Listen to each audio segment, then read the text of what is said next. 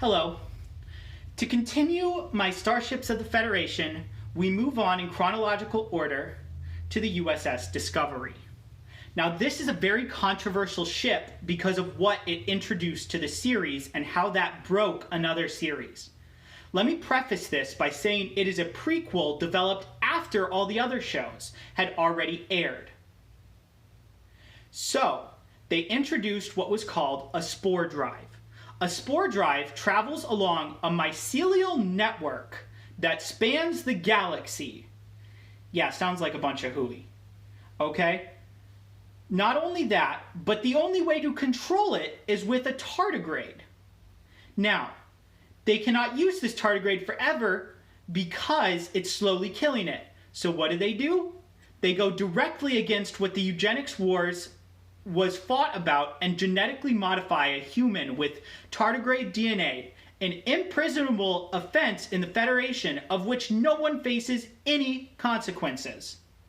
They use him, Stamets, to transverse the mycelial network. They go to black alert, then they jump. The ship folds in on itself and travels the mycelial network to go 180,000 light years in 1.3 seconds.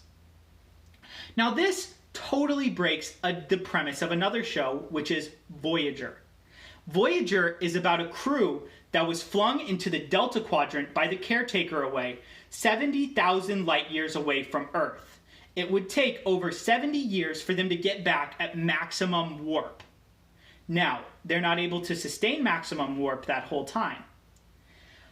If this ship had truly existed, someone in the Federation would have said, we can use this, jump to Voyager, and then jump back with the crewmates and leave the ship in the Delta Quadrant. No one thought to do that. That is why this ship completely breaks one television show and should be ignored. But I will go over what it is. It has 2 warp engines, a saucer section, the bridge, a deflector dish. It comes armed with photon torpedoes and phasers. Well, that's all for today. Live long and prosper.